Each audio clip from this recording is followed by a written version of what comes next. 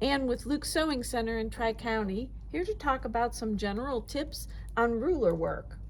So let's talk about some of the supplies that we need first and how our machine should be set up. First of all, so I'll be doing this work on the Continental M17 machine that has the automatic stitch regulator. Now I realize that not everybody will have that, but these tips will work for your machine as well. So first of all, we need to have our single needle plate on. I also have my foot on for ruler work. And one thing that I want to point out is you'll need to know if you have a high shank machine or a low shank, because that will determine the thickness of the ruler that you will use. This Janome is a high shank machine, and the way that you tell the difference, it's the distance measured between the screw of the foot to the bottom that touches the plate. If you're below an inch, you're going to have a low shank, and if you're above, it'll be a high shank. And on the high shank, like I said, you want to make sure that your rulers are 1/4 inch acrylic so they don't slip underneath this foot here. The next thing, you want to have what's called a glide. So usually this comes with a film on the back, which you will take off, slide over your plate, and just pat it down. It has a stickiness. If that stickiness wears off, usually if you just use a little Dawn dish detergent and warm water, you can rinse it and revive it, the sticky will come back.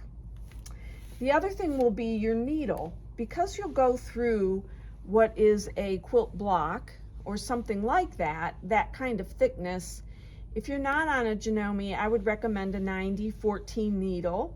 On the Janome, I'm using their purple needles, which are a 90-14. All right, I have my machine set up under ruler work. As I mentioned, I do have the automatic stitch regulator, and I have that icon highlighted. I am going to slide my fabric under here. I'll use my first straight ruler, and another thing generally that will be true is from the distance from this needle to the edge of my foot will be 1/4 inch, and you can use that in your measurements. If I had several lines here, all I really need is my foot to measure that distance. But I am going to line up, say starting down here, I'll slide this. I'm going to lower my foot, my needle, raise my needle again so that I'm pulling up the bobbin thread, and then I'll raise the foot again so I can pull the bobbin thread through. So before I begin, let me talk about hand position. This is about generally how I like to keep my hands, somewhat closer to the needle, not too close, but I definitely don't want it here because you want to have control as you move your fabric.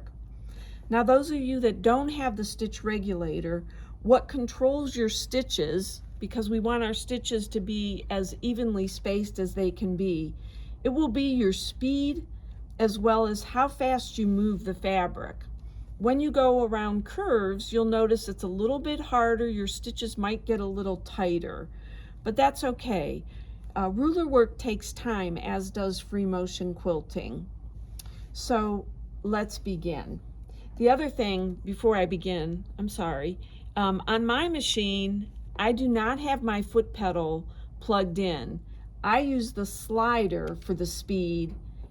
So I don't use the pedal, which is like a car pedal. It's very hard to keep it at one speed. I find this a little bit easier.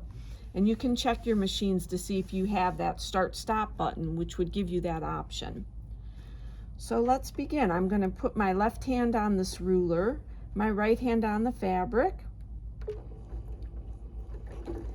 I did draw a line before I started to guide me. You can see I can slow down to slide my ruler up,